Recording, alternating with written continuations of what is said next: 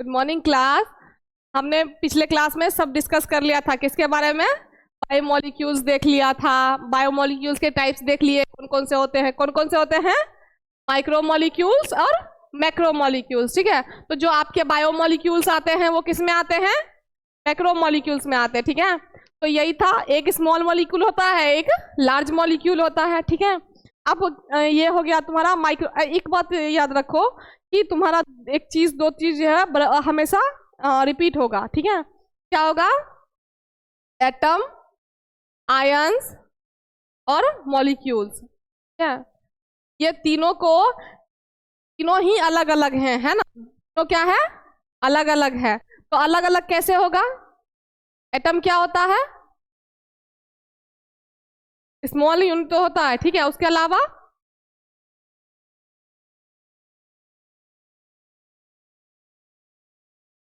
इसका जो molecule, atom का जो मॉलिक्यूलर वेट है, ठीक है, वो किस पे डिपेंड करेगा? नंबर ऑफ प्रोटॉन, है ना? और मास किस पे डिपेंड करेगा?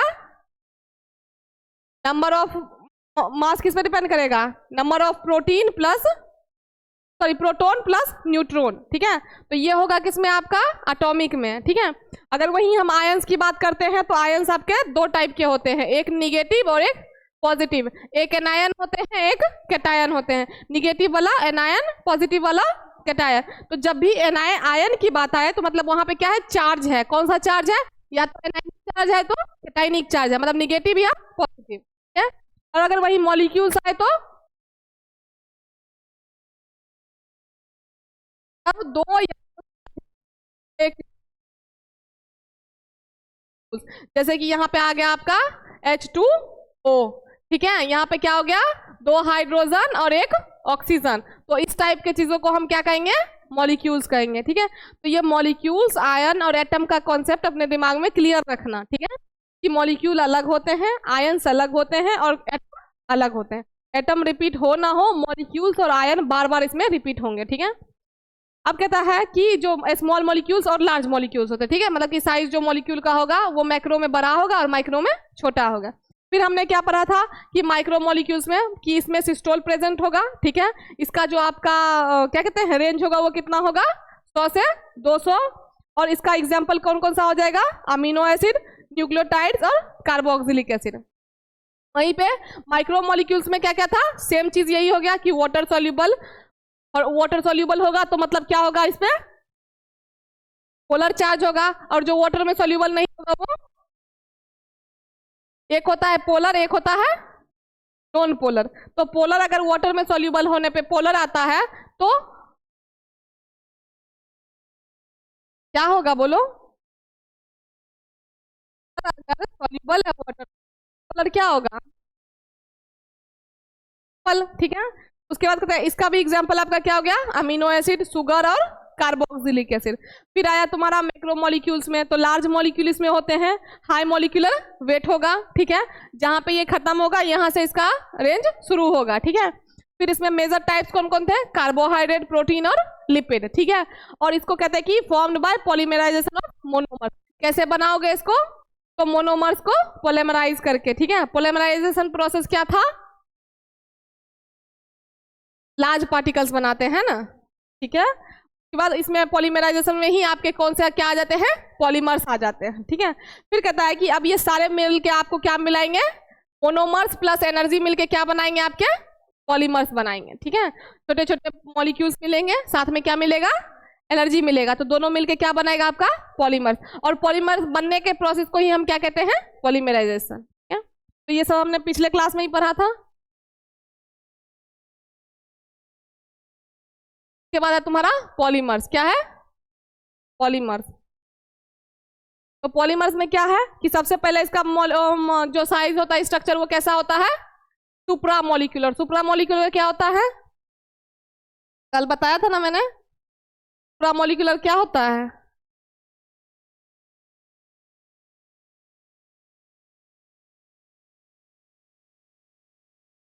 अगर पढ़ते पढ़ते नोट नहीं करोगे तो नहीं याद रहेगा। क्या क्या बनाता है बताओ?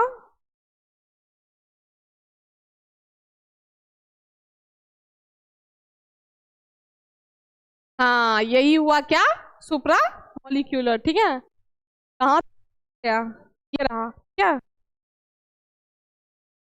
देखो ये रहा सुप्रा मॉलिक्यूलर स्ट्रक्चर। ठीक है, ध्यान दिया करो पढ़ने वक्त, इधर उधर वो करोगे तो नहीं होगा। क्या कहता है, सुप्रा मॉलिक्यूलर स्ट्रक्चर कैसे बनेगा, तो सबसे पहले molecular macromolecule do not function alone, just because macro अकेले करता है, इसलिए हम क्या करते हैं, they assemble into larger organised complexes called supra molecular structure. तो उसको क्या करते हैं, एक असेंबल करते हैं कॉम्प्लेक्स को, जो कि क्या होता है, लार्ज और ऑर्गेनाइज्ड होता है। ठीक है, तो वो क्या बनाते हैं आपके सुप्रा मॉलिक्यूलर स्ट्रक्चर, जिसमें क्या होता है कि डीएनए प्रोटीन मिलके क्रोमोसोम बना लेते हैं, आरएनए प्रोटीन मिलके राइबोसोम बना लेते हैं, लिपिड और प्रोटीन मिलके सेल मेम्ब्रेन बना लेते हैं।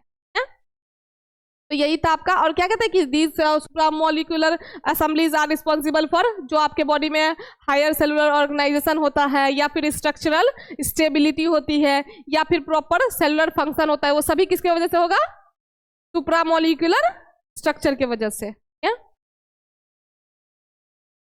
उसके बाद क्या है आपका, पॉलीमर्स। ठीक है, पॉलीमर्स कौन से क्या कैसे होते हैं, सुप्रा मॉलिक्यूलर स्ट्रक्चर्स के तरह। ठीक है, जिसमें आपका मोनोसेकेराइड आता है। ठीक है, मोनोसेकेराइड को हम क्या यूज करते हैं मोनोसेकेराइड में, और क्या बनाने के लिए करते हैं,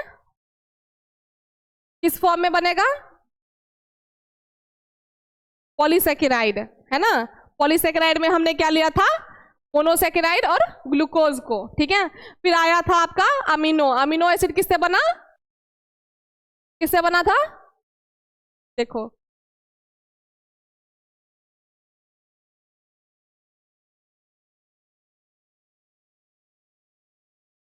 आया ना, पॉलीसेकेराइड किससे बना है, जैसे कि ग्लूकोज है ना, ग्लूकोज का लेके हमने क्या बनाया था, पॉलीसेकेराइड।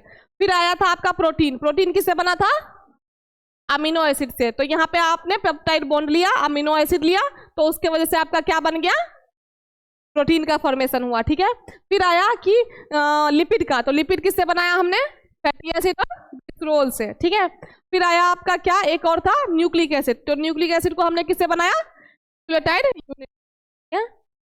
तो यही चीज यहाँ पे बता रहा है आपको नॉर्मली कि जो आपके पॉलीमर्स हैं, जैसे कि मोनोसेकेराइड है, उसमें हमने क्या किया था, ग्लूकोज लिया था मेन कंपाउंड, जैसे कि पॉलीसेकेराइड में एग्जांपल आते हैं, बहुत सारे आते हैं, है ना।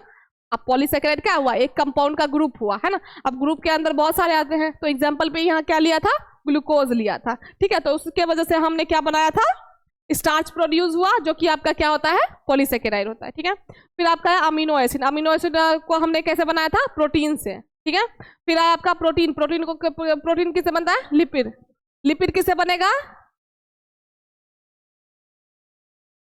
हाँ फिर यही चीज आपका रिपीट हो रहा है कि किस तरीके से बन रहा है। ठीक है, उसके बाद है तुम्हारा major complexes biomolecules of cells. ठीक है, मतलब कि बायोमोलिक्यूल्स के आपको सेल्स के बायोमोलिक्यूल्स जो होते हैं वो कौन कौन से मेजर कॉम्प्लेक्स उनमें पाए जाते हैं, है ना। तो सबसे पहले आपका है प्रोटीन, है ना। तो प्रोटीन में क्या हो गया, प्रोटीन किससे बनता है, या अमीनो एसिड किससे बनेगा, प्रोटीन से, है ना। तो कहता है कि जो बायोमोलिक्यूल आपका है वो क्या है, प्रोटीन है। इसमें जो बिल्डिंग ब्लॉक होगा वो क्या होगा, अमीनो एसिड, और जो मेजर फंक्शन होगा वो क्या होगा, fundamental basis of structure and function of cell. तो मतलब कि स्ट्रक्चर, सेल के स्ट्रक्चर और फंक्शन के लिए आपको क्या चाहिए, प्रोटीन और अमीनो एसिड। ठीक है, फिर आपका आया डीएनए, तो डीएनए को हम क्या बोलते हैं, डीऑक्सी राइबोज न्यूक्लियोटाइड। तो अब इसमें क्या होगा कि ये किसके लिए आपको यूज होता है, क्या, रिपोजिटरी ऑफ हेरिडिटी, जो आप में मतलब ट्रांसफर होता है वो किसके वजह से होता है, डीएनए के वजह से।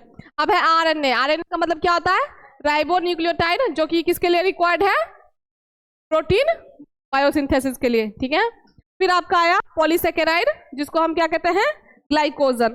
तो ग्लाइकोजन में हमने क्या लिया था, पॉलीसेकेराइड, ग्लूकोज, ग्लाइकोजन, ये सब। तो हमने क्या बनाया था, पॉलीसेकेराइड किससे बनाया था, और उसमें क्या एग्जांपल लिया था, ग्लूकोज का, है ना, जो कि किसके लिए यूज होता है, शॉर्ट टर्म के लिए एनर्जी को स्टोर करके रखेगा, ठीक है। तो जैसे आप अगर थोड़ी देर के लिए खाना नहीं खा रहे हो या एनर्जी सोर्स नहीं ले रहे हो, तो फिर भी आप उस एनर्जी से कोई यूज कर सकते हो, है ना। फिर है आपका लिपिड। तो लिपिड किसके लिए होता है, किससे बनता है, और ये किसके लिए होता है, मेम्ब्रेन स्ट्रक्चर में क्या करता है कि लॉन्ग टर्म के लिए एनर्जी को स्टोर करके रखता है, ठीक है। तो अगर आपको लॉन्ग टर्म के लिए एनर्जी को स्टोर करके रखना है तो आपको लिपिड और फैटी एसिड लेना है। अगर शॉर्ट टर्म के लिए तो सैकराइड और मोनोसैकराइड, ठीक है। उसके बाद तुम्हारा है इसका क्या समरी, ठीक है। क्या क्या है इसमें, व्हाट बायोमोलिक्यूल्स आर। तो क्या क्या होते हैं बायोमोलिक्यूल, कौन कौन से होते हैं, lipid, carbohydrate, protein, amino acid और न्यूक्लिक एसिड, ठीक है। उसके बाद कहता है कि there classification into micromolecules and macromolecules. तो उसके क्लासिफिकेशन क्या क्या थे माइक्रोमोलिक्यूल्स के,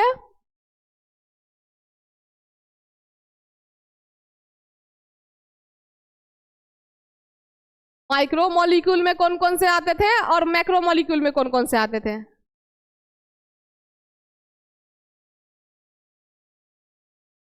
मिनरल, वाटर, गैस, ठीक है, चलो मान लिया। उसके बाद मैक्रोमोलिक्यूल्स में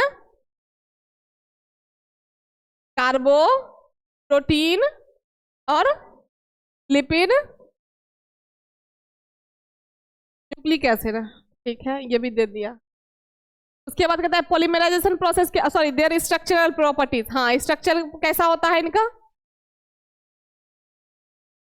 मतलब कि जो आपके मैक्रोमोलिक्यूल्स होते हैं और माइक्रोमोलिक्यूल्स होते हैं उनके होते हैं। माइक्रोमोलिक्यूल का स्मॉल होगा और मैक्रो का लार्ज होगा। साइज कितना होगा, 8 into 8,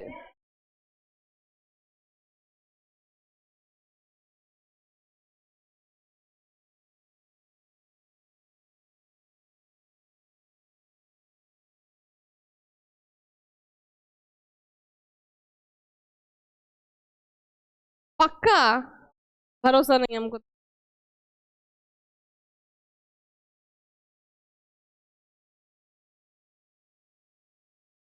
अभी देख लेती हूँ मैं, देखो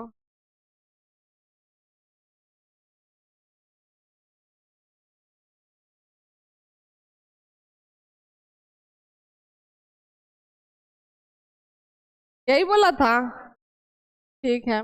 तो देख लो, ये अगर कोई पूछे कि माइक्रो मॉलिक्यूल के स्ट्रक्चर के बारे में तो क्या बताओगे इसके बारे में, ठीक है। स्ट्रक्चर इज ऑल अबाउट कैसा दिखता है, कितना साइज है, किस कलर का है, नहीं है तो इसमें कलर वलर का कोई चांस है नहीं, तो इसलिए इसका स्ट्रक्चर में हम क्या क्या बस बोलेंगे, साइज, मॉलिक्यूलर वेट, सॉल्युबिलिटी और रोल, ठीक है। तो साइज में क्या है, स्मॉल है, सॉरी स्मॉल है, और प्लस में मॉलिक्यूलर वेट कितना होगा 1800 डेल्टन। उसके बाद आपका सॉल्युबिलिटी में क्या आ जाएगा, रोल क्या हो जाएगा, क्लियर। उसके बाद मैक्रो में क्या हो जाएगा,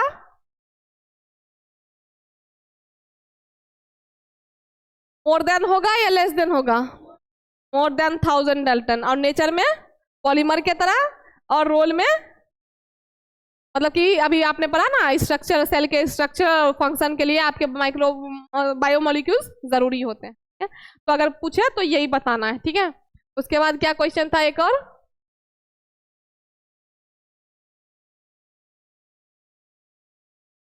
और था,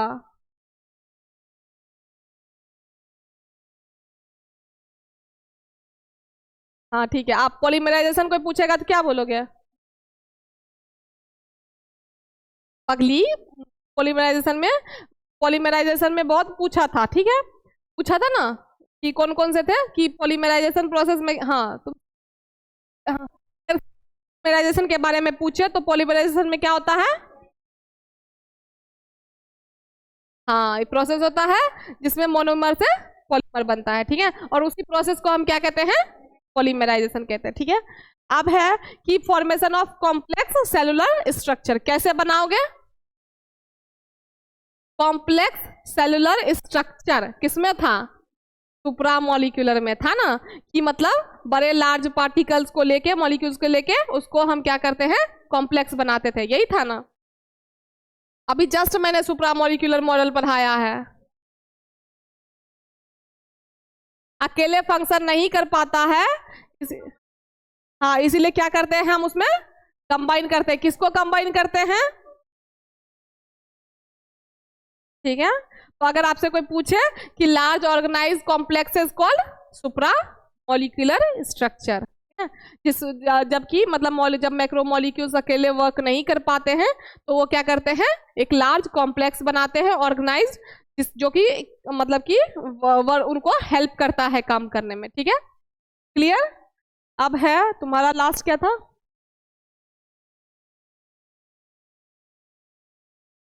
लास्ट में है कि together these biomolecules form the structural and क्या कहते हैं, हाँ, functional foundation of living system, ठीक है। अब देखो ये कहते हैं कि जितने भी आपने बायोमोलिक्यूल्स अभी तक पढ़े, ठीक है, वो सभी आपस में मिलके क्या बनाते हैं, आपका एक structure and functional foundation of living system, ठीक है। तो मेनली जो आपके लिविंग सिस्टम जो स्ट्रक्चर है या फंक्शन है वो मेनली किस पे डिपेंड करता है, आपका बायोमोलिक्यूल्स, ठीक है। उसके बाद यहाँ तक क्लियर है सबको, कोई दिक्कत किसी को। अब हम एक बार देख लेते हैं कार्बोहाइड्रेट का ओवरव्यू कि कार्बोहाइड्रेट क्या होता है ना। सबसे पहले अब देखो, अभी तक तो तुमने पढ़ लिया, सबका डेफिनेशन पढ़ा है कि कार्बो मतलब कि अगर हमको पॉलीसेकेराइड ये होता है, लिपिड ये होता है, न्यूक्लियोक एसिड ये होता है, अमीनो एसिड ये होता है, ये सब पढ़ा है ना कि कैसे उसको बनाएंगे। लेकिन अब हमको क्या करना है, अभी तक सिर्फ एक वर्ड होता है ना, उसका डेफिनेशन होता है, आपने सबका डेफिनेशन पढ़ा खाली, ठीक है। अब हम उसको हर एक बायोमोलिक्यूल के बारे में पढ़ेंगे, ठीक है, कि कार्बोहाइड्रेट क्या होता है, लिपिड क्या होता है, प्रोटीन क्या होता है, न्यूक्लिक अमीनो एसिड क्या होता है, ठीक है। तो सबसे पहला जो है वो आपका है कार्बोहाइड्रेट, ठीक है। तो कार्बोहाइड्रेट का मतलब क्या होता है, हाइड्रेट ऑफ कार्बन। अब ये मुझे बताओ कि हाइड्रेट का मतलब क्या होता है, वाटर, और कार्बो का मतलब, तो वाटर और कार्बन का कॉम्बिनेशन जो होता है उसको हम क्या कहते हैं, कार्बोहाइड्रेट, ठीक है। तो यही हो गया क्या, हाइड्रेट ऑफ कार्बन, ठीक है। तो कार्बन हो गया आपका, कार्बन हुआ, इधर क्या हुआ आपका, हाइड्रेट का मतलब वाटर, ठीक है। कार्बन का मतलब, कार्बो का मतलब कार्बन, और वाटर, हाइड्रेट का मतलब वाटर। तो कार्बो इक्वल टू कार्बन, जिसको हम आप किससे करते करते हो ना। फिर कहता है आपका कि जैसे एग्जांपल यहाँ पे लिया, एक रिएक्शन करवाया इसने, क्या कि मतलब C6 प्लस H2O, ठीक है, मतलब 6 कार्बन और 2 हाइड्रोजन 1 ऑक्सीजन, ठीक है। तो ये क्या बनाया, C6H2 और O6। अब O6 कैसे हुआ,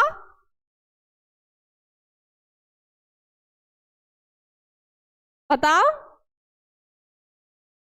कहता है why it is called hydrate of carbon, कहता है कि because simple carbohydrate have a general formula CnH2ON, ठीक है। तो इसलिए कहता है कि showing 2:1 ratio of hydrogen to oxygen, जिसमें मतलब कि अगर हाइड्रोजन 2 रहेगा तो कार्बन ऑक्सीजन 1 रहता है, H2O, है ना। तो इसमें हाइड्रोजन का संख्या क्या हुआ, 2 हुआ, इसका कहता है 2:1, है ना। तो हाइड्रोजन यहाँ पे कितना है, 2, ऑक्सीजन यहाँ पे कितना है, 1, तो रेशियो क्या बनेगा, मतलब 2 हाइड्रोजन पे 1 ऑक्सीजन, तो इसी को हम क्या कहते हैं, 2:1, ठीक है। फिर कहता है कि ग्लूकोज में जैसे कि C6H12O6, कैसे, जैसे एक एग्जांपल ले लिया कि जैसे मान लो कि अगर कार्बन 6 है, हाइड्रोजन 12 है और ऑक्सीजन 6 है। फिर कहता है कि सो कार्बोहाइड्रेट, कार्बो और hydrate literally means hydrate of carbon, mainly ये दिखा रहा है कि कार्बन और हाइड्रोजन जब आप, हाँ, हाइड्रेट जब आपके आपस में मिलते हैं तो वो क्या बनाते हैं, हाइड्रेट बनाते हैं, ठीक है। तो अगर आपसे कोई पूछे कि कार्बन का मतलब, कार्बो का मतलब कार्बन और हाइड्रेट का मतलब वाटर, तो मेनली जो कार्बोहाइड्रेट होता है वो हाइड्रेट ऑफ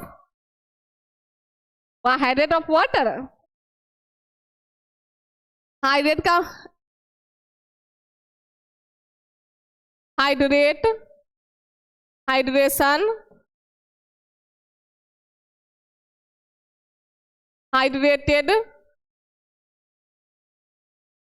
सभी का मतलब क्या होता है कि हाइड्रेट का मतलब ही होता है वाटर, ठीक है। तो अगर हाइड्रेट आए तो मतलब उसमें क्या है, वाटर की प्रेजेंस है, ठीक है। हाइड्रेशन आए, ठीक है, कि तो मतलब हमने उसमें वाटर को डाल के उसको हाइड्रेट करवाया, इसलिए वो हाइड्रेशन हो जाएगा, ठीक है। जहां भी ये प्रोसेस आ जाए, ये इसका मतलब होता है प्रोसेस। तो हमको पानी जो हमने डाल के इसको हाइड्रेट करवाया, उस प्रोसेस को हम कहेंगे हाइड्रेशन। फिर कहता कि हाइड्रेटेड है ना, तो हाइड्रेटेड मतलब क्या हुआ, जब हम ये पानी डाल के उसको हाइड्रेट कर दिए तो वो चीज क्या हो जाएगा, हाइड्रेटेड, ठीक है। एक होता है हाइड्रेट, आप कहते हैं कि ना, जैसे कि कोई चीज मान लो कि यहाँ पे पानी की जरूरत है, ठीक है ना, तो हम उसको क्या बोलेंगे कि इसको हाइड्रेशन चाहिए, है ना, वाटर चाहिए, तो उसको हम क्या कहते हैं, हाइड्रेशन, ठीक है। जब हम उस वाटर को उसमें इनपुट करते हैं तो उस प्रोसेस को क्या कहेंगे, हाइड्रेशन, ठीक है। अब वहीं जिस चीज में हमने हाइड्रेशन, मतलब कि जिस कंपाउंड में हमने हाइड्रेशन किया उसको हम क्या कहेंगे, हाइड्रेटेड, क्योंकि उसमें हाइड्रेशन पूरा हो चुका है, इसलिए वो कंपाउंड अब क्या हो जाएगा, हाइड्रेट।